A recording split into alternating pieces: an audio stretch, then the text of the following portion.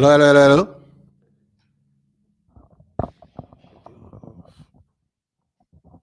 All right.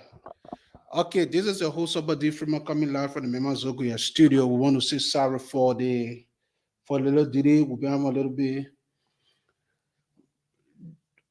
a little bit difficulty with our setup, but however now we finally got it. So for the next 45 minutes, we want you to be our guest because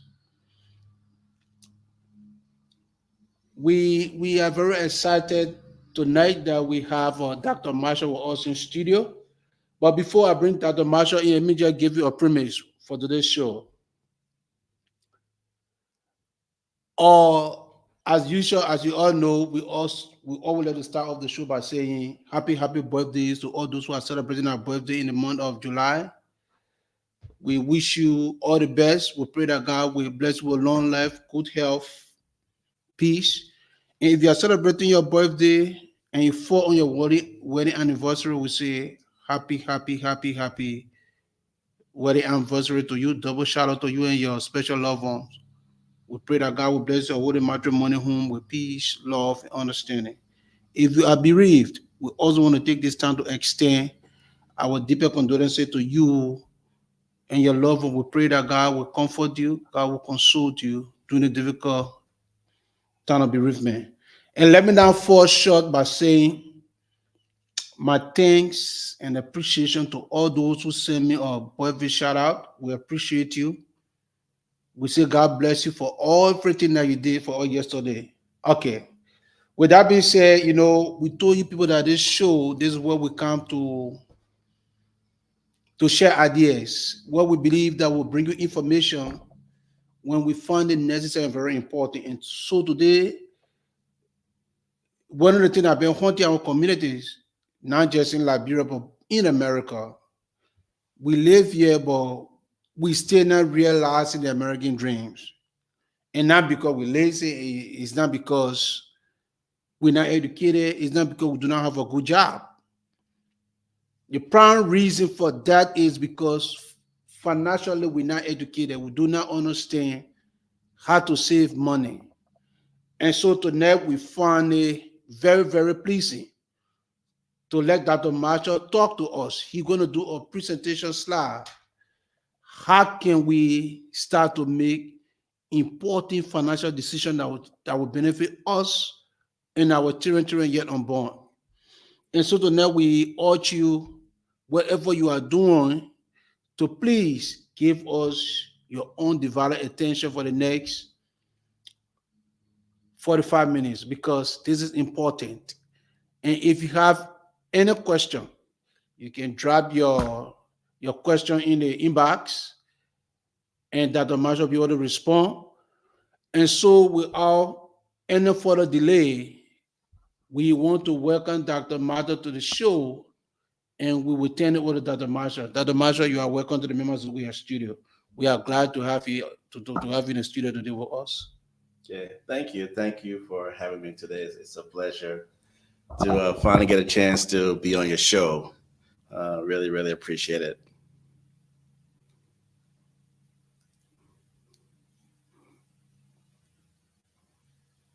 Okay.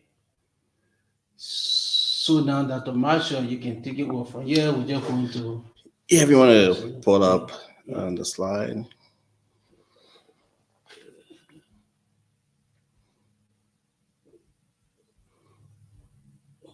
Okay. Share screen. Okay, that is all right. Yours. Okay, so again, Brother Freeman, again, thank you for allowing me to be in studio with you today.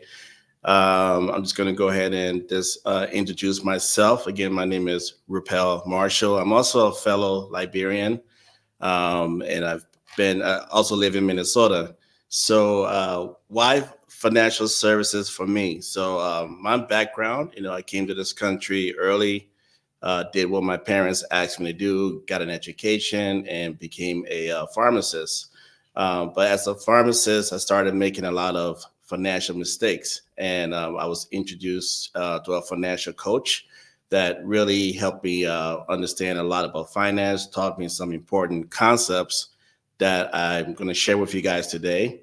Taught me how to save my money properly, the need for life insurance, and how to get out of debt a lot sooner than later. A few years after, being coaching for not finance, I just said that, you know what, my community needs to learn more about finance. So, got involved with a company, and they, paid for my insurance, investment, and mortgage license. And I've now been in financial services for the last 15 years. So I've been a licensed pharmacist for 18 years, and I've been in the financial arena for the last 15 years. So today I'm in a partnership with my awesome partner, Miss Johanna Talmida. She's not here with us today, but we're running a successful investment and insurance consulting business. Where we help families and individuals with affordable life insurance, mutual fund investments, college savings, retirement solutions, auto and home solutions, legal and identity protection, mortgage, and home equity loans. So, those are things we do. We also provide free consultation and financial needs analysis. So, at the end of the show, if anyone have any questions, need additional information, or just want to get a free consultation, you can reach out to the numbers that's listed on the screen. Okay. All right, my brother, we're just going to go ahead and dive into it and just talk about some financial concepts. I hope it can help somebody today. All right. So if you want to go to the next slide. Okay, so we believe that financial education should be free. So you got to ask yourself the question: how can I save for the future when I have so much debt? A lot of people are in a lot of debt. How much money is enough to retire? What if I get started late? Many people start thinking about retirement later than sooner. Okay, and we're going to talk about that. And if I die prematurely, what becomes of my family? And can I ever truly become financially secure? Well, we're going to see if we can tackle some of those questions today. So the first thing when it comes to financial services, you want to take control. So you can take control of your finance. And the first way to do that is that you got to understand the things that you can control and the things that you cannot control. If you want to scroll up, brother. Next slide. Keep going. All right. Okay. So here are some things you cannot control. You cannot control the future of Social Security. You cannot control your employer, taxes, inflation, rising costs, the risk of a single investment. But you can control saving for your own retirement. You can control, getting other source of income. It could be starting a business, being a consultant. Okay. You can also control ways to reduce your taxes, maximizing your savings, saving more, and also diversifying your investment choices. Okay. So many of us would love to retire early. So retirement is an amount of money and it's not an age. So we're going to show you ways that, you can start saving for retirement, and we all can have the opportunity to retire financially independent. Okay. And then the next step, you have to pay yourself first. And how do you do that? See, we've been taught to do it. Take our money and put it in the bank, credit unions, and insurance companies. If you just want to go up a little bit, sir. Okay. But what we don't realize is that these banks, what we do is we're just lending our money to them, right? And they're making a huge profit. They're also lending it back to us in forms of credit cards, card notes, and mortgages. But they're also investing our money into the global economy. Okay. So many people put their money in the bank because it's like, hey, the bank is guaranteed. I know what I'm getting. I don't have to risk losing my money. But we got to ask ourselves the question: can we risk? Can a guarantee really help us from a risk? Okay, so let's look at an investment. Let's look at if you deposited $10,000 in the bank, all right, and the bank is giving you 1.5% rate of return. Okay, so that means that the interest you're going to earn will be $150. Okay, but you have to pay taxes. So if you're in a 22% tax bracket, that means that you're going to pay $33 in taxes. So your net earnings is going to be $117, right? So your resulting balance now would be $10,117. But there's this thing called inflation.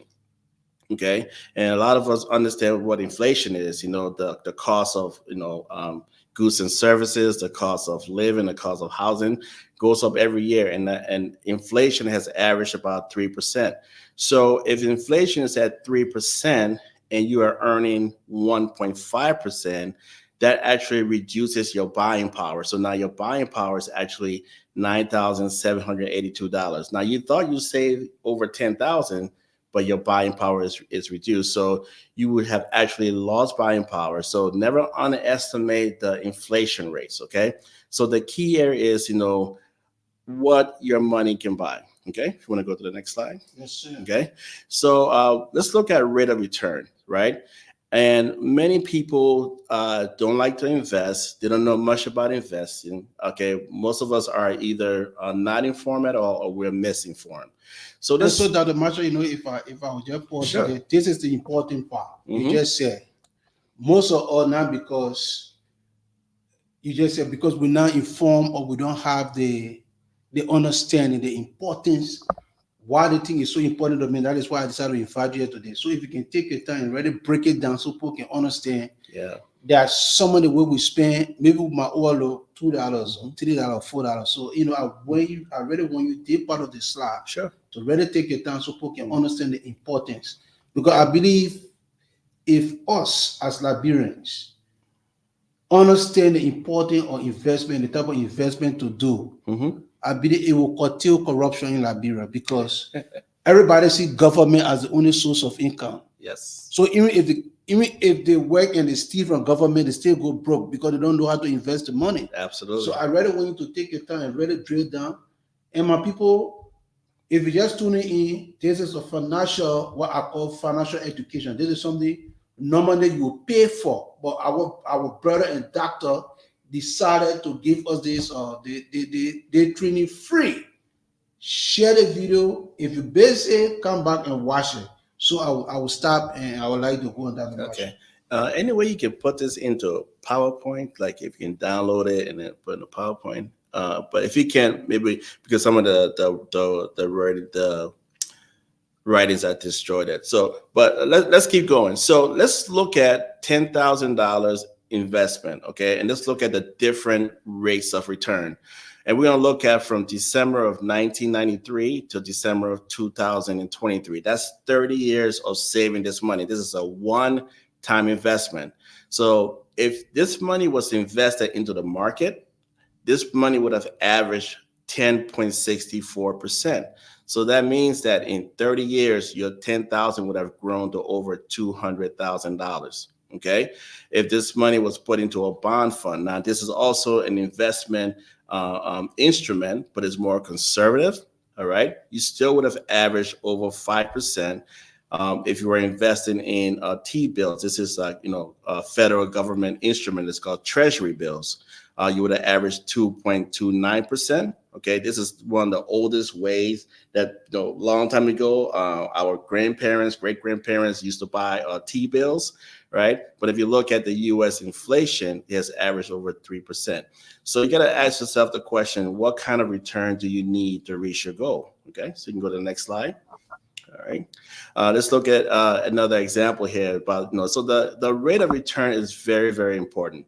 So let's say, Brother Freeman, Mm-hmm. when you were born, Yeah. your parents decided to invest $1,000.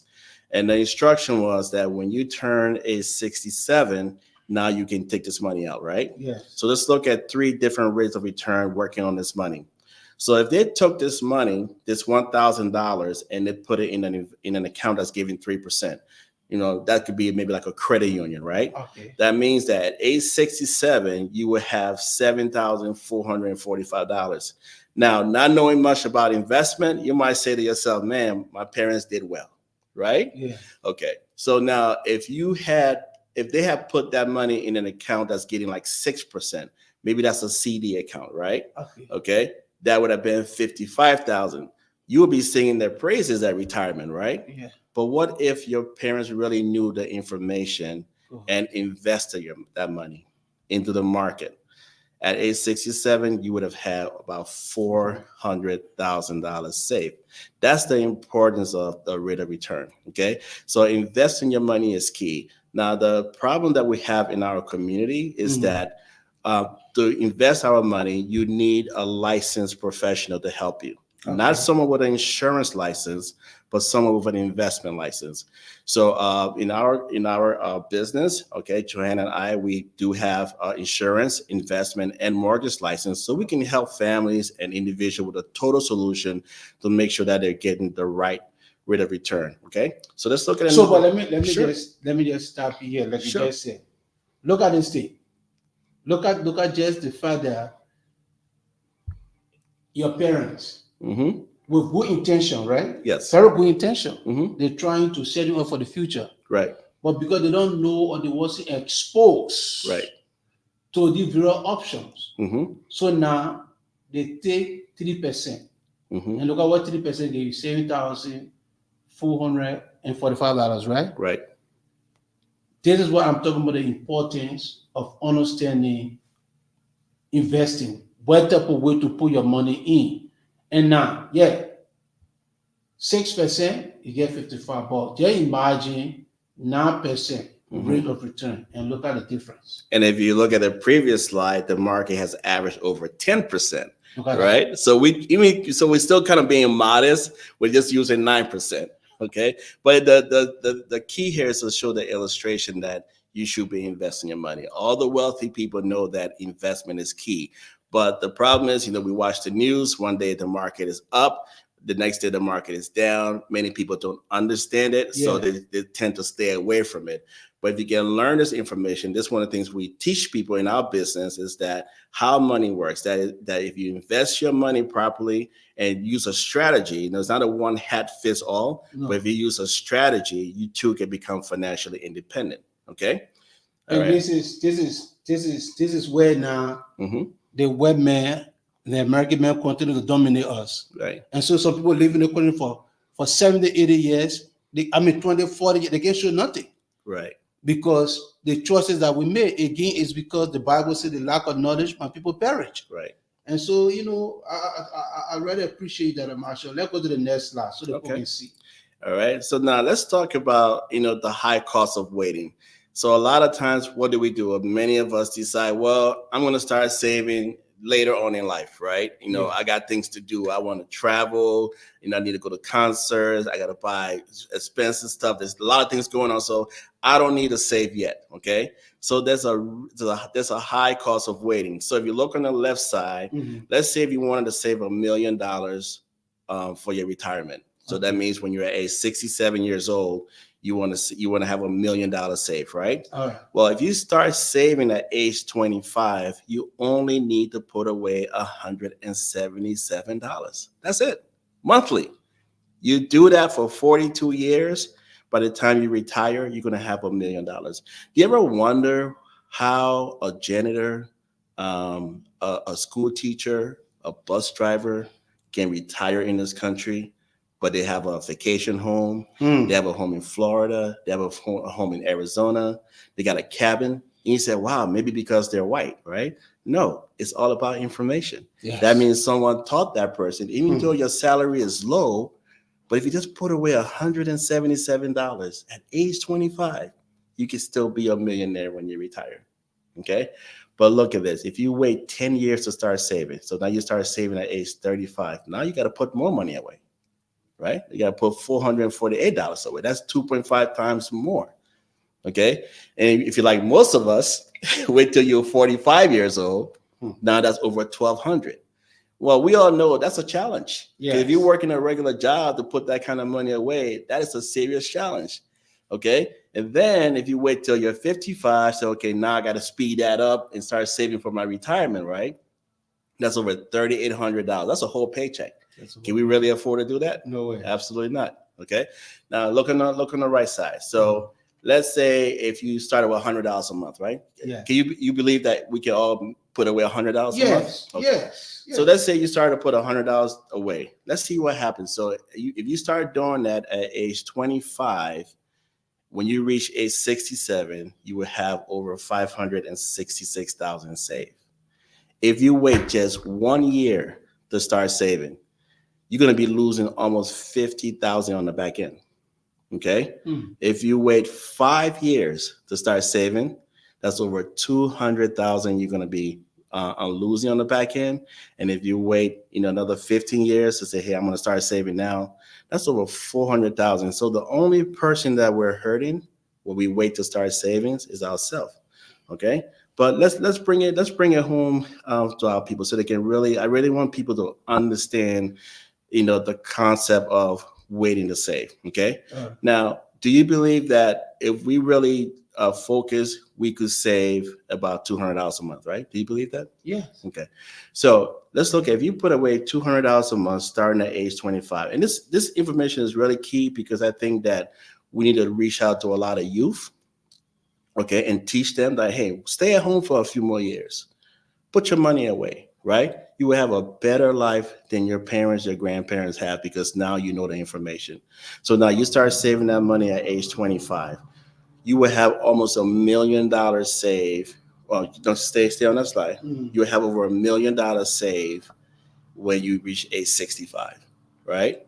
If you wait 1 year, you got to buy, tennis shoes and clothes. You got to go to concerts, right? So you wait 1 year to start saving, you're going to lose out on 83,000 on the back end.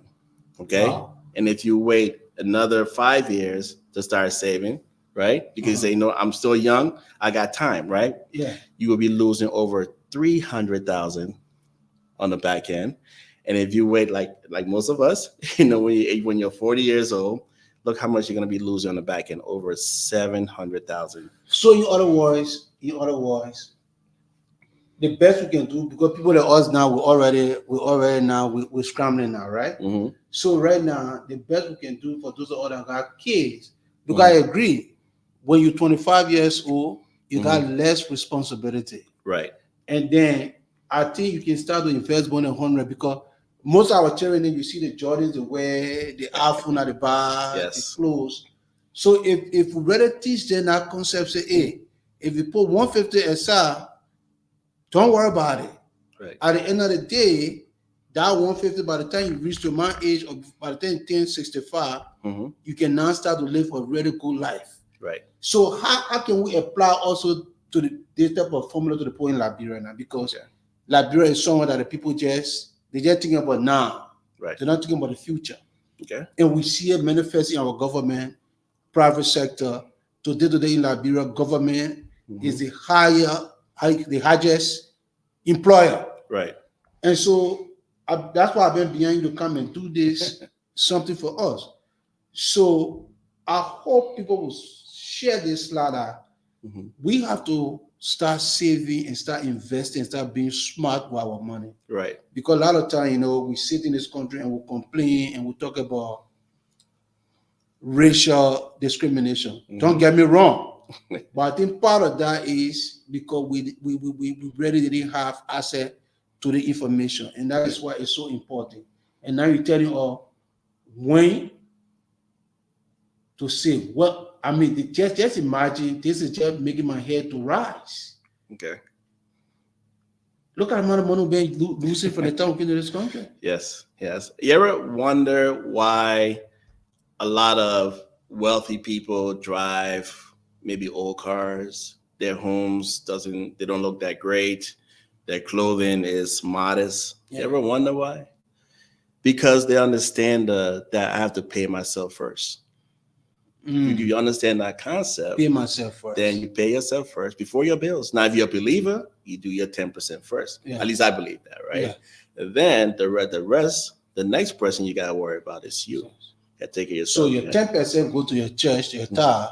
The second person you pay yourself first. I mean, before you do anything with that money, you take small and put it aside. Yeah, and that all takes financial planning. See, most people don't plan to fail; they just fail to plan. See, we think about it. Let me ask you a question: how long does it take to plan a wedding? So then take like 1 year, depending on the type of wedding you want to have. Okay, so let's say it takes 12 months to plan that wedding, right? Yeah. So when the day comes, how long is that day? One day. One day, maybe about 8 hours, Yeah. 12 hours Yeah. from the time the bride gets dressed Yes. to the time that people leave Mm-hmm. from the reception, right? Yeah. Yeah. But let me ask you a question. We take 1 year to plan for a wedding that lasts one day. Mm-hmm. How much time are we taking to plan for our future? That's the question. Okay. I like that Because analogy. when we retire, we're living what? Not just one day. We're living 10, 15, 30 years into retirement. Wow. But we're not planning for that.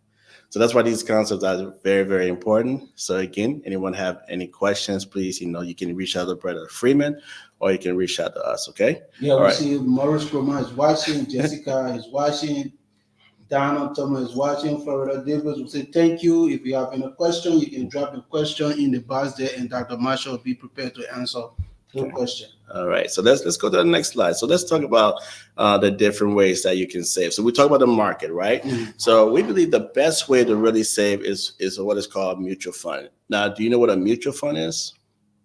No. Okay. Explain to us So you have a 401k on your job, right? Yes. Okay. So your 401k is a mutual fund, right?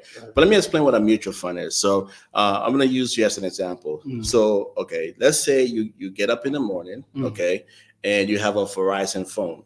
Okay. Right, and you use that phone to wake you up in the morning, right? Yes. So it wakes up in the morning, and then you go to the restroom to take care of yourself in the morning. So you're using some Procter and Gamble products, like Crest and stuff like that to take care of yourself, right?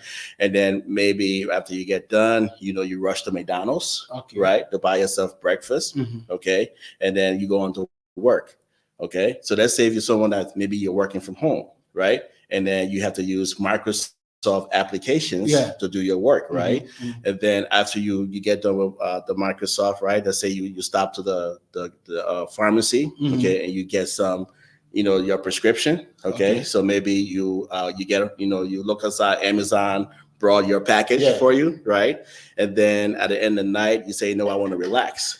So now you put on Netflix to watch a movie, right? So you and your family watching Netflix. Yeah. Now, all these different services, you got to pay for it. Exactly. Okay. So if you are paying for these services, that means hundreds of thousands of people are also paying for these services, right? So that means these companies are what? They're making a lot of money, right? So now you're using these services. How would you like to own some of these companies? All right. I would love to own most of them. That's what a mutual fund is. Okay. So your mutual fund is that you're putting your money in an investment vehicle and you're buying shares. Like in this example, you're buying shares of Procter and Gamble, Microsoft, Verizon, Netflix, okay? And when you invest your money in mutual funds versus saving in the bank, you get paid three ways. You get paid what is called capital appreciation, capital gains, and dividends. So what is a dividend? So when you are using Netflix, for example, and Netflix makes a profit, right? Okay. Because you own shares in Netflix, you're an owner. So Netflix have to share that profit with all the owners. So because you are an owner, you get a share of that profit. That's what it's called, dividend. Dividend. All right. Okay. So three ways you get paid. Okay. And the average mutual fund has about 150 different stocks in it. So our company, we deal with mutual funds. It's a best way to leverage your investments. Instead of buying just one stock here, one stock there, you really want to invest. So let me ask you a question. If somebody who never put money aside and now they're watching this show and maybe they're around 30, 45 and they say, what can I do right now? What would be my best option right now? Because they saw the first slide. You got to start investing like at the age of 25, you start saving like $100. And you also you show us and you told us if you're not investing at the age of 25 and start to do at 30, you show us how much now you're going to cost. Right. That means you got to double. Right. Okay, now the person sit there and say, oh, you know what Dr. Marshall is saying on the Mema Zogo, sure it makes sense.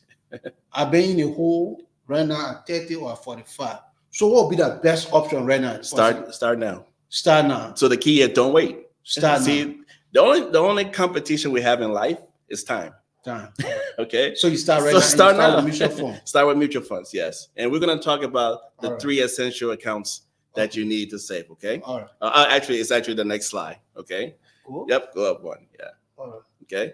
So to start this the process of savings, there's three accounts you need to have. All right. Okay, you need to have your emergency account. Mhm. The goal of that account is to save 3 months of your income Mhm. because an emergency can happen at any time, Mhm. right? The alternator go out in the car, right? Mhm. The battery goes out. Maybe Mhm. your water heater in your house go out, right? Mhm. That's an emergency. So instead of going to credit to get that money or using credit, now you have your emergency savings. Okay. And that is a strategy, right? So, and again, when we do financial planning for our clients, based on what their savings goals are, we Mhm. use, different types of strategy. Okay. Okay. Then the second account you need is your short-term savings. So let's say you're trying to save for down payment for your house, maybe a purchase for the next like 5 to 7 years, something like that. Or maybe you want to buy a new car, or maybe start a new business, right? Mhm. You want to put money aside for that. Okay. Okay. That's your short-term savings. And then the third account is your wealth building account. Your wealth That's building. more the retirement account, like your 401k, your 403bs, your IRAs, Mhm. stuff like that. Because those are what tax deferred accounts. So there's like like good tax incentive with those Okay. accounts. So those are the three basic accounts that you need to have. Okay, so let's dive into retirement savings because I think it's an important thing that we need to learn when it comes to savings. So if you want to go to the next slide. See, we a lot of financial analysts in the past have Mhm. said that you need a three-legged stool, Okay. right, to be able to retire. To have an okay retirement. All Okay, right. so and that three-legged stool is Social Security, all right, company pension Mhm. and health plan, and then your personal savings. Okay, Okay. but we know today. So when this was set up, this was way back in the day. When you retire, your company gave you a pension, Yeah. right? Yeah. Because your life expectancy was a lot less. Yeah. Right? You retire at 65, you live till you're 75, right? So companies could afford that, right? But around the late 80s, that went away. Okay, so a lot of companies started going away from pensions because they Mhm. couldn't afford it. All Because right. when somebody retired at 65, they're living until 95, Yeah. right? So that's when you started to get the implementation of Wow. 401k and 403bs. Okay, so let's go to the next slide and let's talk more about that. Okay, so we see the headline. So let's talk about Social Security. Most people say, oh, when I retire, I want to get Social Security. Mhm. Well, if you've been getting letters in your mail or if you've been reading the news, you see that Social Yeah. Security, So there's a that's yeah. challenge with Yeah. that. Yeah. So here's a statistic. This is from the federal government, right? Mhm. They're saying that by 2034, you may only be able to get 77 cents on the dollar. So you're putting Wow. all this money away, but you may not get all of it when you retire. Mm. Okay, so you see now that three-legged stool, there's starting to be a challenge there, right? Yes. Yeah. So, and if you look at in last year, the average Social Security benefit was $1,688. Now, ask yourself the question: with the cost of living, with the cost of buying goods and services, can someone really afford to live on $1,600 a month? Okay, so that's that leg. There's a challenge with that, right? Yes. And then most companies don't have pensions anymore, so there's a challenge there. And also we're taking our money and we're putting in the bank, and we just saw that you're not going to gain a lot of No. money there. Okay, so let's go to the next slide. Okay, so if you're going to retire, it's going to be up to you. Okay, it's going to be up to you. So scroll up one more time. All right. So for retirement, you first want to look at what your job has to offer. Okay. Okay. So let's say your job offers 401k, 403bs, 457, profit sharing, para. There's a lot of different, Mhm. retirement vehicles that your job has, right? You want to look into that and ask your HR those questions. And the rule of thumb is that let's look at a 401k. If your job is matching, let's say 5, 7, 10% Mhm. of the money you're putting in, if you can afford to, you want to put in as much as your job is matching. Okay, because you don't want to leave any money off the table. Okay. It's an incentive for your job to give you money because it's a tax break for them. Okay, so that's why a lot of jobs match. They're not doing it because they love you. Okay, you are a liability, right? Mhm. But they get a tax break for putting that money into your 401k plan, Oh, right? okay. But the incentive for you is, let's say if you're somebody who's in a very high tax bracket, maybe like 38%, 28%, sorry, or maybe like, upwards of 30%. Well, the money you're putting in your 401k is pre-tax dollars, right? So that means that the money comes out of your pay first, goes into your 401k or 403b. Okay, then what's remaining, that's when the government will tax you on. So that means you'll bring more money home today if you invest in your company's retirement plan. And then if your company is matching, that's a second plus. And the third thing, your 401k, your 403b is a mutual fund. So that means it's being But you invested in just the said something market. about para, especially people. I saw somebody here who work with the school district, right? Hmm. Para, you talk about so because para and like my job, Hmm. they got the para and they got the 403b. Hmm. So those are those Hmm. because I know for sure money being put in our account. Yeah, the parent, they put money in that. Yes, 403b, you have to you fund got it to match it. first. So how can you gain from both? Because I know you got to Right. match what coming from in Yeah. 403b. Well, But how about the I mean, para? you have to Can you also pair. like do something with the money that you got in your para account? Well, yeah, I mean, you can add to your para. You definitely can. But I know like I have clients that work at HCMC and Mhm. whatnot. I think para does like 7% or something like that. So they're already putting money in there, right? Yeah. But then some companies don't really match the 403 or the But you can take a 401k. point and say to also add more money. Say, okay, You can, right? You can all add right, more money because remember that's before tax dollars. But okay. here's the thing though, Mm. when you retire, because that's tax defer, when you retire, you will have to pay money. You have to pay taxes On that on para, those on that money. para The account. para, the 401k, 403b, you will have to pay taxes. Okay. Now, we don't know what the tax bracket will be in the future, Mhm. but if you're able to bring more money home today for you and your family, and especially if your company is matching, you want to put in at least what their company is matching. Okay. Okay.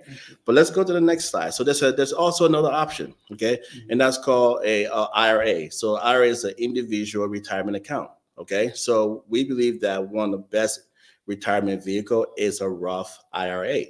The reason the Roth IRA is so important because that money is after tax dollars. So you already been taxed on it, right? So the government is saying that if you put your money into a Roth IRA, whatever it grows to, okay? Now there's some stipulations. First, it has to be in there for 5 years. You really cannot touch it until you are 59 and a half. You can probably use it, let's say if you're buying your first home, maybe for educational purposes, so there are some, every time the law changes. So you just got to check with the law. Okay. But the great thing about the IRA is that whatever it grows to in retirement, that money is tax free. Free. Yeah. Okay. And then the key advantage of the IRA is that the money you put in, okay, so the money you put in, which is called like your cost basis, right? The money you put in there, you can take it out anytime you want to. It's your money. You already pay taxes on it. Okay. It's the growth, right? The Okay. earned income that is tax deferred. And if you don't touch that earned income until you retire or at least age 59 and a half, or at least the account has been established for 5 years or more. Okay. If you touch that money, then that's tax-free money. So let me ask you one question. Sure. You talk about three investment. I mean three strategy. Yeah. You talk about emergency saving. Yes. You talk about short term, Mm-hmm. and then the last one was Your wealth building. your wealth building. Yes. So in other words, is it fair to say that which wouldn't have money for those three purposes and not save our money in the bank because it's not giving anything, and then the rest of it we can put it in the Right. We don't believe you should have your money in the bank because the bank is giving you a low rate of return. okay. That's number one. Okay. So you're not really earning nothing in there. Plus you're paying taxes as well. Right. See, when you have an emergency fund for our clients, what we do is we put them in like a money market account. So money Okay. market account outside the bank can still give you a better rate of return than in the bank. Okay. That's a very safe because it's not being invested. It's a money market account. It's not being invested. So Now you don't have to worry about market fluctuation. See, there are three risks that affects our money. Okay, there's taxes. Okay, inflation and market fluctuation. Those three risks affect our money, right? By having those three accounts, now you can leverage yourself against those risks. Okay, Uh, so with your short term, with your emergency, okay, there is the risk of inflation because that's a money market account. It's a lower rate of return, right? So it's not growing, but that's an emergency account. That's yeah. not your wealth building account. So you Okay. don't have to worry about inflation risk because you need that money today, not Yeah. tomorrow, Yeah. right?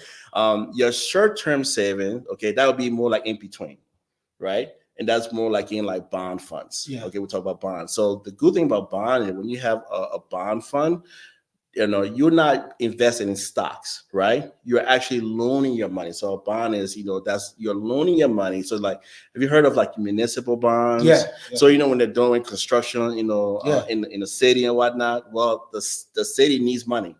So they loan the money from investors. That's called a bond. So you can get like municipal bonds, state bonds, federal bonds, right?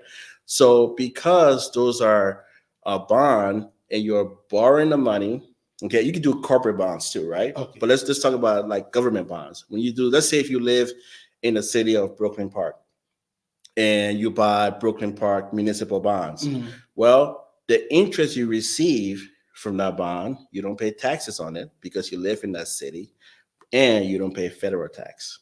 So now you leverage your risk against taxes, right? Okay. And if you look at the last 30 years, a bond has averaged over 5%. So now you leverage yourself against the inflation risk, right? So that's why you have to have the three accounts. Now your wealth building account, that's long term. So That's where you you can put you can most of do, your money yeah, you on. can deal with market fluctuation Okay. because you don't need that money right now. So No. the market crashed today, right? You can buy your money, you can buy your shares at a very good discount, okay? Because it's going to go back up tomorrow. So Yeah. if you don't need your money for 10 years, 20 years or 30 years, you need to be investing in stocks, okay? And heavily in stocks, all right? Now when you get closer to a retirement age, now you can convert that. You can So convert what's the that. process of getting a stock? If somebody watching right now and say, Mr. Marshall, Dr. Marshall, the information is so it just overwhelming and I never knew this. And some of all know already about stock. Mhm. So the average person that is watching right now and say, what's the process if I want to buy a stock? Well, If remember, I want to you start want to, next week? yeah. So you don't want to buy stock. You want to buy mutual funds. Now Mutual you could fund. go on like Robinhood and you can open up an E-Trade account and stuff like. You can buy stocks, right? But then if you're putting all your money in like a stock, that's very risky. That's why you want to invest in mutual funds. Okay. Now you need someone with an investment license to help you. So The I have an okay. investment license. Mhm. I can help a lot of people with that. So but the thing is, you need someone with an investment license to help you, not an insurance license. They need to have an investment license Okay. to help you invest your money, All okay, right. in mutual funds. Okay. All right. All right. So if you look at the next slide, just some information. Uh-huh. So now you also have this thing called what is called a traditional IRA. So let's talk about. So you have traditional IRA. Mhm. Remember, an IRA is an individual retirement account. So you got a traditional, and you got the Roth, right? Okay. So what's the importance of the traditional? See, when you leave your job, and let's say you had your 401k or 403b on that job, right? Mhm. You never want to leave your money at that job. You always want to roll it over. Okay, so and you never want to roll it over to your new job. There are a lot of people that do that. That's a no-no. Mm. See, the mutual funds that's at your job is very limited. They don't have a lot of options for you. Can you say that again? If you leave a job, Right. you don't want to leave your You don't money at want to that leave your job. money at that job, and you And, don't want to roll it over to the new job. hmm. You want to roll it over into a traditional IRA because the traditional IRA works just like your 401k. Okay. So that means there's no penalties, there's no fees, there's no taxes to roll it over. So now you have control of your money, right? And then you have a vast amount of unlimited amount of mutual funds that you can invest in, right? Okay. Okay. So you always want to roll that money over into a traditional. Okay. So these are the government guidelines. They just increase, what you can put in those accounts. So in 2024, you can put up to 7,000 into your Roth IRA. All right. And again, both are tax deferred. So you're not paying taxes on the growth. But with the traditional IRA, remember, that's before tax money. So at some point, Uncle Sam wants his tax dollars, right? So when you start to take that distribution out, you will have to pay taxes on it. Okay. But when you look at the Roth IRA, that distribution is tax free. So everybody should have a Roth IRA. Okay. You're talking about tax free money at retirement. You cannot get that in an insurance product. You have to invest your money. You have to seek out someone with an investment license to help you get that. So, because this is new to me, this traditional IRA now. If I was leaving my job, this year I'm leaving, and you say I shouldn't leave my money in there, and if I shouldn't transfer to my new job, put it into the traditional IRA. Yes. So, how do you get it? Is it something that, what's the step? If I want to say, okay, I'm leaving the job and I want to put my money in this, well, some jobs are good at giving you that information. They might give you information like, hey, there's a Vanguard, there's Fidelity. There's a lot of different investment companies that you can roll that money into those accounts. We too can help you do that. It's just so there are options, right? Again, a lot of times when we get this information from the job, we don't read it.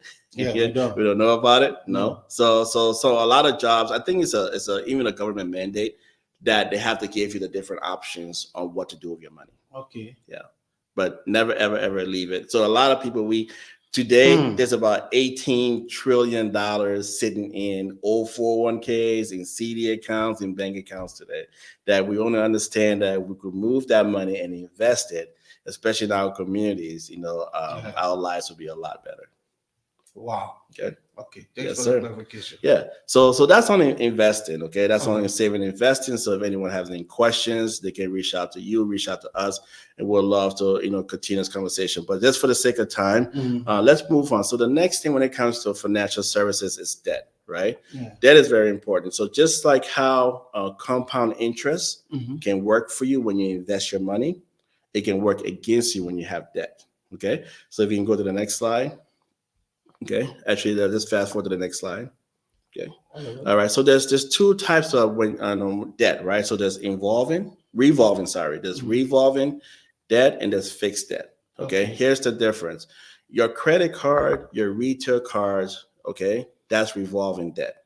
That's the bad debt because whatever balance is left on that card, okay, that's when they charge you interest, right? So it's really hard to get out of that debt, right? Whereas a fixed debt, that could be your car note, your mortgage, right? That interest, even though you're paying interest, but that interest is built into it. You know exactly what the end result is going to be. So if you look at this example, that's 17,000, right? Debt, same interest rate of 18%, same monthly payment, right?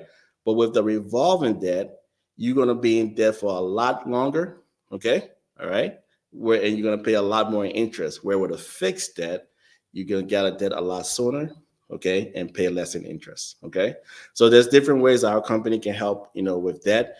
We do debt consolidation. So let's say if someone had like equity in their home, they can get like a, equity line, like home equity loan, which is a fixed debt.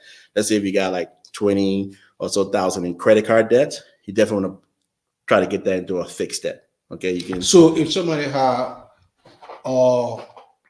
multiple loans to pay on, and they say they want to consolidate that into one, can you guys do that? Yeah, we can do that. We can do that in a couple of ways. We have a program which is not a product, but it's a concept called debt stacking. We can help. We can with our financial needs analysis. We can put in the information and then show you like, hey, if you do this and this, you can pay off that debt sooner. Okay, or if you have a home and you have equity in your home, okay, then we can use that equity, to change that revolving debt to a fixed debt. You have a lower payment, okay, and you will get out of debt faster, okay. And because you have a lower payment, the additional money you can even pay on that principal, which can get you out of debt a lot sooner. Okay. So then I want to go to the next slide. Do you guys charge? Is there a fee if somebody For wanted? the financial needs analysis? Yeah, to No, do no, like we do the it for free. debt Free. consolidation. Everything It's is free. free. Consultation, All right. financial needs analysis is free. Okay. Okay. All right. So just some tips on how to raise your credit score. One, Mhm. you gotta know your score. So to my surprise, a lot of people still don't know that the government allows you to have a free credit report once a year. So every one of us have access to a free credit report once a year. Okay, Okay. that's what the government says, right? Plus, you can go on like Credit Karma. Maybe if you have your bank or credit card, it can give you a credit score. So know your credit score. Okay, don't miss a payment because every time you miss a payment, they're charging you interest on that, Okay. right? So that money just keeps going up, right? Catch up on overdue amount. If you can pay off that balance in 30 days, pay it off, but make sure that balance is low. Okay. Okay. And then, a lot of times we always apply for credit. Yeah, If we you gotta can, keep stacking let's get credit. Yeah. disciplined. Have your emergency account. Have your short-term savings that can stop you from always trying to go find credit if you need to get something. Okay. Okay. All Hmm. right. All right. So then the next concept we'll talk about is home ownership. Now, with home ownership, that's a whole nother show. Okay. So Hmm. I'm just going to just talk briefly about the importance of home ownership. Okay. So if you just want to go up, this is for the sake of time. Let's go to the next slide. Okay. So there's a lot of programs out there for people to own homes. Some people say, well, I don't have the down payment, my credit is bad, a lot of different reasons, right? Okay. But there's a lot of programs out there. There's a lot of different, ways that you can get home ownership. Okay. Mhm. So we can set a time and we just have a whole show. All right. If your We can audience do is that. interested, talk about all the different programs, Hmm. all the different types, like conventional, FHA, VA. There's a Okay. lot of different options All right. when it comes to home ownership. But just home ownership, one, that's building equity and wealth, right? Okay. Okay, you take advantage, just tax advantage of doing that. There's just a peace of mind that this is my stuff, right? You don't have to worry about a landlord coming in and saying, hey, you're going to have visitors this time, you go in the park here and stuff like that. So and then stability, with rent is always going up, right? But if Yeah. you have a mortgage, your mortgage is fixed. Yes. You know exactly what Yeah. you're paying over time. Okay, so home ownership is really important, and I think that's something that we really need to talk to our community about home Yes. ownership. Okay, Mhm. all right. So let's hit the last topic. We may we may lose some audience member, and that's life insurance. Okay. All right. Why life insurance is important? For any financial planning, it's kind of like having a house, right? Yeah. So if you're building a house, you always want to start from the foundation, Mhm. right? You're not going to start from the kitchen. You're not No. going to start from the second floor, right? No. If that foundation is not set, and you put like granite countertops, hardwood floors, right? Gonna And it, collapse. and what will happen if it collapses? All that stuff you put in there collapses, Yeah. right? Yeah. So life insurance is the foundation of financial planning. So you can save all you want. You can try to get out of debt, right? But when that income is gone, then what happened to that plan? So financial planning starts with life insurance. Okay. So let's go to the next slide. All right. Let's talk about the importance of life insurance. Now, You know what, Dr. Brett, Macho, yeah, before you ready, I want you to take your time. sure. In our community, when people die, Yes. the community have to ride around to collect money to bury. Right.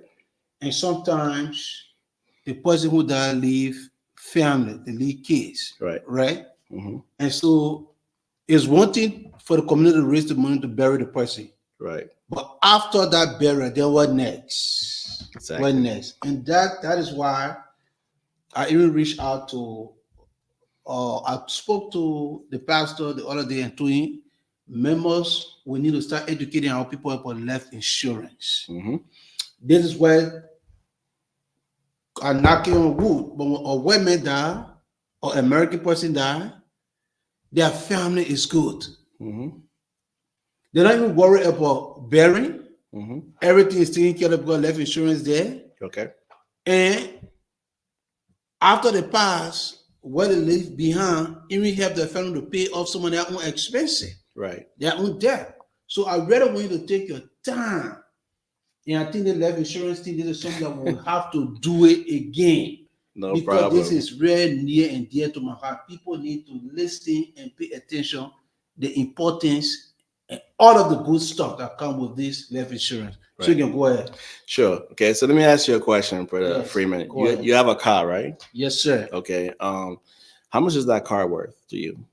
My car right now, Yeah. I pay my car off right now. Okay. So All right. But you use it to get around, right? yes. Do Oh, it you, means a lot to me. do you insure it? Yes. Absolutely. So you're a homeowner, Yes. right? And you have some very valuable things in your home, Yes. right? Do you insure your home? Yeah. Okay. Now let me ask you a question. How much is your life worth to you? I don't think I can put $1 in my on it. So it's probably worth more than that house and that car, right? Everything. So it's all about education. Yes. So Yes. we insure all these other things, but the number one asset is your ability to generate income for you and your family. Mm-hmm. Okay. And when that ability is gone, who does it affect? The rest of the pot I leaving behind. Absolutely. So that's why we need to understand why we need to get life insurance and what type of life insurance to get. So if you want to go to the next slide. Okay. So purpose of life insurance, income protection. We just talked about that, right? What should you buy? Term insurance. Inexpensive term insurance. Who should you buy it for? The people that's dependent on your income. Okay. So if you want to go to the next slide. Okay. It's a concept called the theory of decreasing responsibility. There are two risks we have in this life. We have the risk of dying too soon, Mm-hmm. and we have the risk of living too long. Both risks we do not control. No. That's his job, Yeah, right? God. But he Yes. gave us the ability to prepare for both risks. Okay. So today you may have young children, you may have debt, you may have a mortgage, and that loss of income can be very devastating, Yes. especially when people are depending on your income, right? Mhm. So in the early years when you don't have money, you buy money. That's where life insurance come in, right? You buy that money and you buy term insurance because life insurance is not meant for your whole life. Because if you look at this slide, the need for life insurance goes away at some point. Mhm. Because at some point, your kids are going to be grown. Maybe your debt is very low or paid off. Your mortgage is paid off.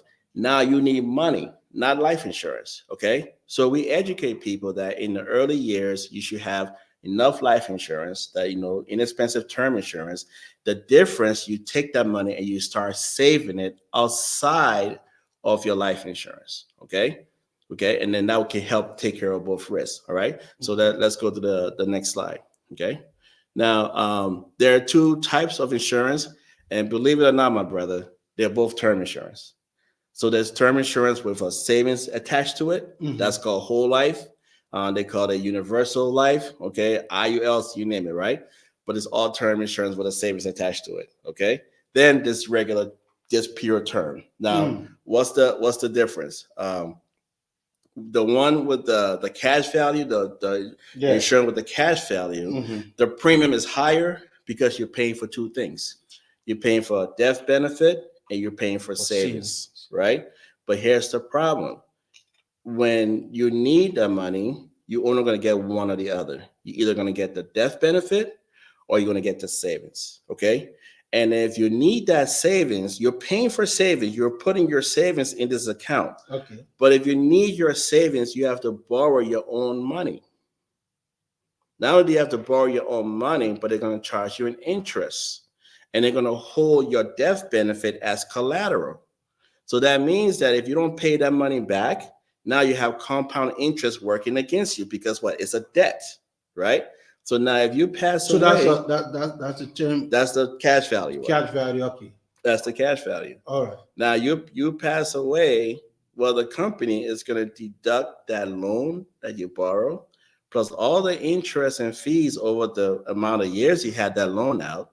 They're going to take that difference from the death benefit, and whatever is left, that's what your family's going to get. But you pay for two things, all right? So in other words, the insurance company you pay for life insurance, Mhm, but because you have a cash value, like you call it, mhm. so your own money that they taking from you, and they're not putting anything that it's your own money Well, that they're using. they're gonna put interest on it. They're gonna tell you like, hey, it's gaining interest, but it's not like investing your money in mutual funds. They're gonna put interest on it. It's not an investment. So when an insurance agent tell you that your life insurance is they invest in your money, that is not true. In fact, it's against the law for an insurance agent to tell you that an insurance product is an investment. It's actually against the law, right? Wow. So an insurance agent cannot help you invest money. A licensed broker can help you invest your money. Okay, I repeat it. An insurance agent cannot help you invest your money. Okay, a licensed broker is the only one. So Someone with an investment let me license. ask you a question. First of all, I want to acknowledge Rebecca, Ruth Darby, Joanna Love, to see left. We all need life insurance. But yeah, if somebody is watching right now, right? If somebody is watching and they say, okay, I want to get a life insurance, Mhm. which one you recommend it? You want to get term insurance Term insurance. because you only need it for a period of time. Okay. It's cheaper, okay? And you take the difference. Now you start opening those three accounts that we talk about. Okay. Your emergency, your short term, and your wealth building. wealth Okay. building. And again, it all goes with financial planning. So like for Johanna and I, when we sit down with a client, we said we look at, we put together a financial needs analysis and see like where can we free up money for you to start a financial plan. And based on our financial plan, now we're going to allocate some of that money to your life insurance. Okay. Because you don't have that money today, right? So No. you got to get the life insurance, you got to buy that money up front. Then we take the difference now and we start implementing those three different accounts.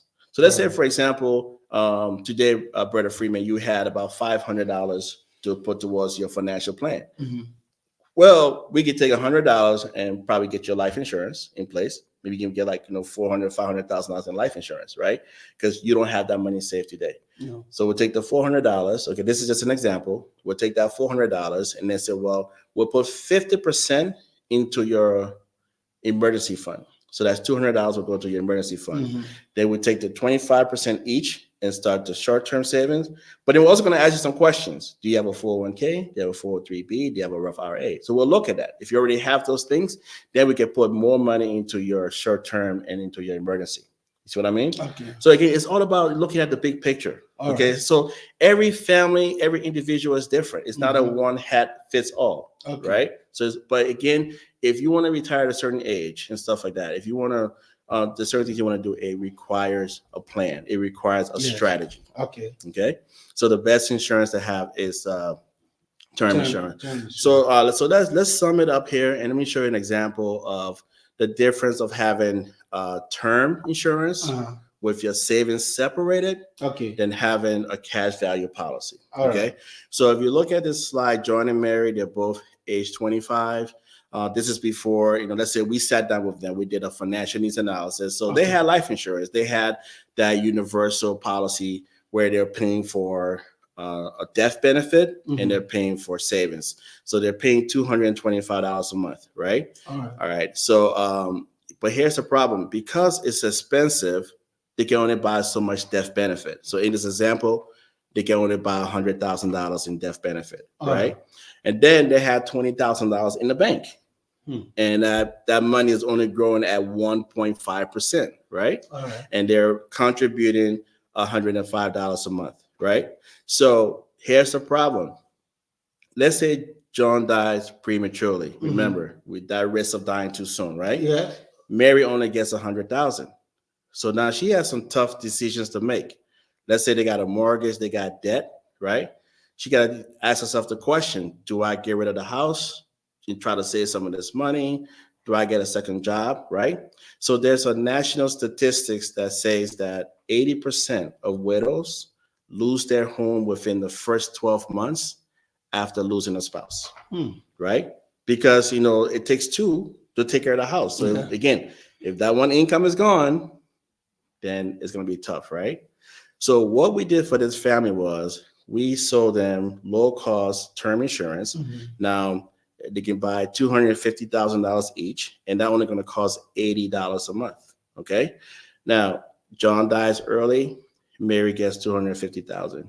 She can pay off that mortgage, take care of the debt, and life can still go on the way it was intended, okay? Then we took the difference, $145, and put it in a mutual fund account, okay? We also took that $20,000 out of the bank and put it in a mutual fund account. right? And increase that savings to $250 a month. Okay, so we didn't take any extra money out of the family home. We just No. said the same way you're spending your money, let's help you maximize it. Let's put you in Okay. better products, right? Yeah. So now look at this. At age 65, even if in a bad market that's average, 6% over those 30 years, right? They will still have over $300,000 saved. Wow. But in the average market at 9%, now we show you that it's not my statistics, but No. over the last 30 years, the market has averaged over 10%, right? Yes. So even at 9%, this family will have over $700,000 saved. Okay. So that's the power of separating your insurance, buying term insurance, and separating your investments. Okay. So someone with an insurance license cannot help you do B. You need someone with an insurance license and an investment license to help you do Okay. that. Okay. All right. So in our business, we have both licenses so we can help people invest their money properly. Okay. And make sure they have the right type of life insurance. Okay. So just to wrap it up, just go to the next slide. Let's see what the experts are saying. Let's see what Forbes say. So let's not take Rupel Marshall word for it. Okay. Okay. So let's see what Forbes said, right? So this is for 2022. It says that let's read one of them. The first one. See, customers should avoid IULs, that's Index Universal Life Insurance. Mm. I don't know if you heard like this new concept that's going on called like infinite banking. You can be your own bank. I don't know if you heard those things, but a lot of people are like, it's like a new buzz now, right? Okay. But they're saying that customers should avoid IULs because the insurers and agents who sell these products have no obligation to work in the customer's best interest, mixed with massively complex products designed to juice illustration with oblique and unaccountable futures, and you have a recipe of future financial disaster. That's what they're saying about those cash value policies. Okay. Okay, so it's not my word, right? No. Okay, so if you go to the next slide, okay, here's another person who was saying. Term insurance is pure protection, like fire insurance or auto insurance. Its sole function is to support your family if you die. You can buy a large amount of coverage for a modest amount of money, and big policies are what your spouse and children need. Okay, so the best insurance to get It's is a term. this term insurance, Term insurance. and invest the difference outside of your outside of your insurance. Okay, so Brother Freeman, we can all do this. We can all become financially independent, right? Yes. So if we read this, in the path to financial independence starts with understanding a few basic concepts and implementing them. So winning the financial war is a result of winning tiny battles day to day, Okay. right? So if you put together a simple plan and follow it, you'll be amazed at the progress you can make. So when you say when to start, you start now. Hmm. Okay, so start now. If you have a financial advisor, reach out to them. We'll be more than happy to speak to anyone. So if you can go to the next slide. Okay, so that's our phone numbers on the bottom there. Again, we do free consultation, and and also if anyone is looking into going to business for themselves or looking to earn some extra income, this is a great time to be part of the financial services industry. Today, the financial services industry have the most 6 and 7 figure earners of any industry right now, because there's a lot of money out there to be moved. Okay. Before you learn, Sure. for those who watch it, they might not know who you are.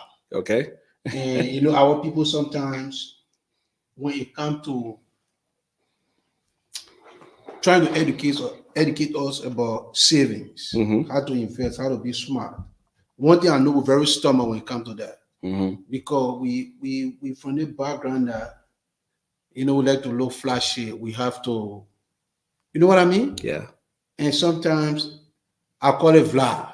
I just like Bremen said, Vlad, nothing behind it. But if you can tell the people that you, Dr. Marshall, a pharmacist, a man who, a doctor who prescribe medicine, earned his doctorate degree from America,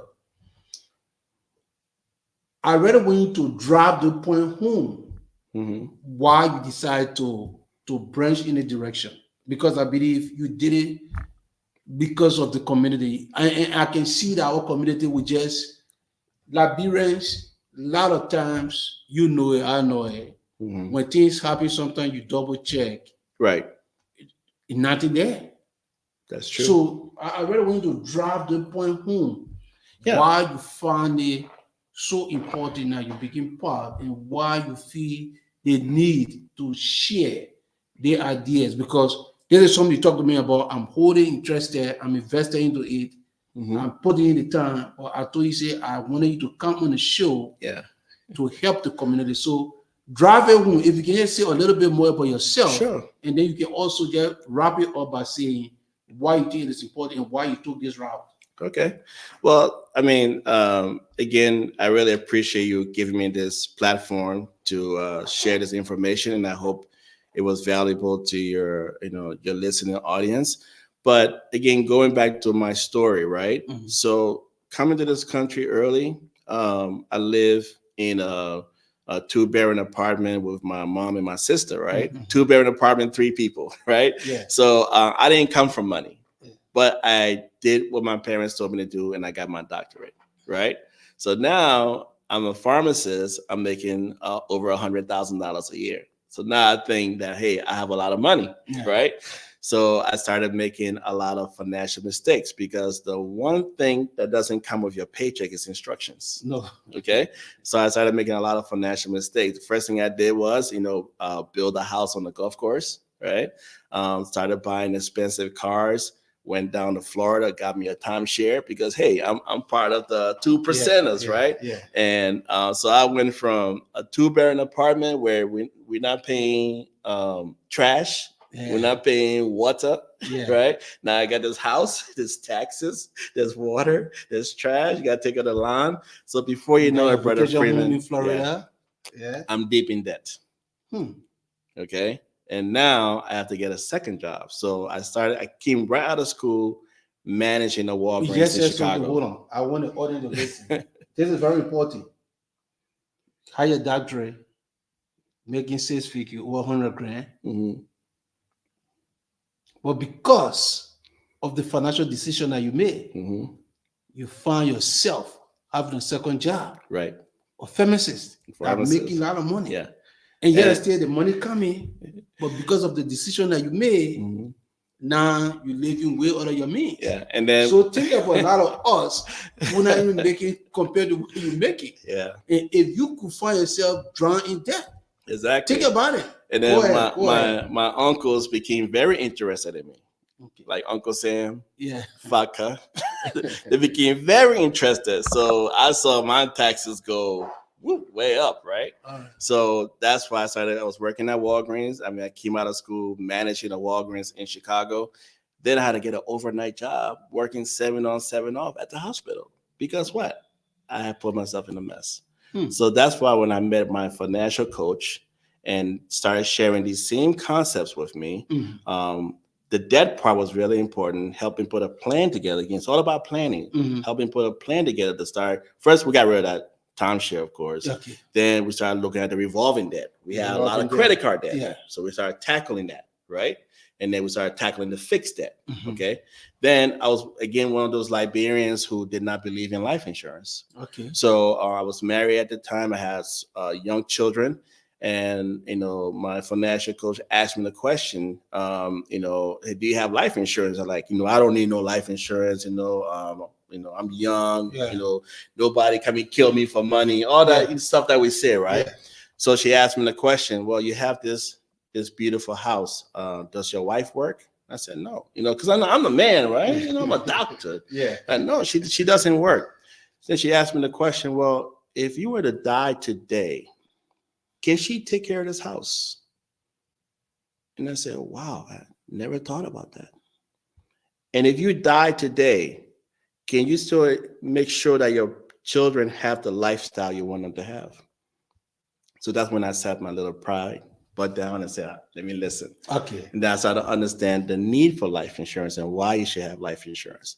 Okay. So it took me a few years before I got into financial services now. So I was just a client for a few years where I saw the value Okay. I saw the value of saving. I saw my money compounding Okay. in an investment account versus Okay. in the bank, right? I saw my debt situation going down, right? But I was working two jobs still, you know what I mean? Mm-hmm. And I just wanted my time back. Remember what we said, that you can't control your employer, but you can control the way you earn income. Yes. So then my coach said, "Hey, Repel, this is a great industry to be in." I said, "Well, no, I mean healthcare. This is not for me and stuff. I don't know how to sell nothing. I never sold nothing before, Okay. but I saw the need for it, right? All right. So I said, well, let me just give it a shot. Give it a shot. Got my insurance license first, then I got my investment license, and then I got my mortgage license, right?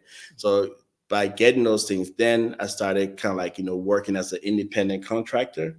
Before you know it, I'm no longer working the overnight job, right? And fast forward, 14 years later, today, actually been 15 years now, today, I'm not even a full-time pharmacist. This is what I do full-time. I'm still a licensed pharmacist. I still work a few days a week. I love being a pharmacist. I've been doing that for 18 plus years, but it's just the freedom of working Yeah. for yourself, the freedom of having these financial concepts over all these years, learning how to save my money, making sure that if anything happens to me today, my family is secure. So I Okay. have a peace of mind Okay. knowing that. I don't Yeah.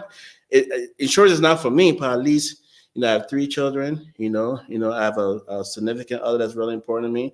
I got a grandchild. If anything happens to me, I want to make sure they're okay, because the true testament of how you love your family Mm-hmm. is what state you leave them in Yes. when you're no longer here. Yes. Okay. Yes. So I have that peace of mind, right? But also I'm saving my money too, right? So I have to Mm-hmm. make sure that, I don't want to work until I'm 70. I don't want to be like one of the elderly people still in Walmart, in Costco, in Sam Club, still working. They're not there because they're bored at home. They're there because Social Security is not enough. They're there because their company didn't have a pension. They're there because they were saving their money in the bank and nobody taught them these concepts. Okay. Yes. So Yes. that's the reason I feel like, my community needed to hear this. It's not just for my community, it's for, middle class America needs to hear this. Okay. Right.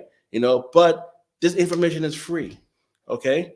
And it just, like you say, just putting little, applying these concepts day by day. You don't need $1,000 to start saving. With our company, you can start with $50 a month. Start the process. That's what it is. Start the process. See how it goes, right? Protect your family. Buy low cost term insurance, right? Protect your family.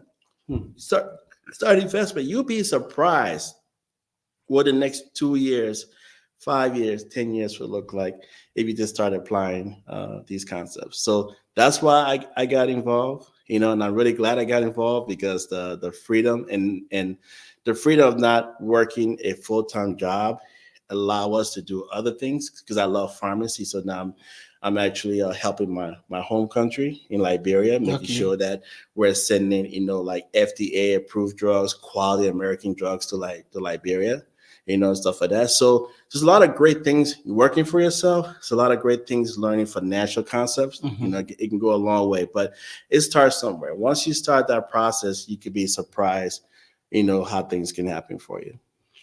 Well, ladies and gentlemen, we want to say thanks to each and every one of you for tuning in. We just want to say a big thank you to my brother and friend here, Dr. Rupert Marshall Jr., as he hold it from his own mouth. And I've been talking to him a lot. He's been trying to help me even plan my own life in terms of being smart in how I invest, try to get me going with the whole financial planning. So I will encourage you, if you're listening, my people will all know the problem that we face in our community. And part of the reason that Liberia is what Liberia is because we do not understand the financial or we do not have the financial education. So you see, people couldn't return from the country. Just imagine if the government can really start taking, it get put thinking in this way, how to invest and just educate the people in Liberia, things will be better off. We gotta be smart. So Dr. Marshall, I really want to say thanks for coming. My pleasure, my And brother. we say the telephone number. If you want to reach Dr. Marshall, that number is 612-481-55362. The second number is 630-936-6050. Once again, the number is 612-481-5362. Second number is 630-936-6050. And you know, this show tonight is so rich. Here's the thing, Dr. Marshall got a couple of pharmacies in Liberia.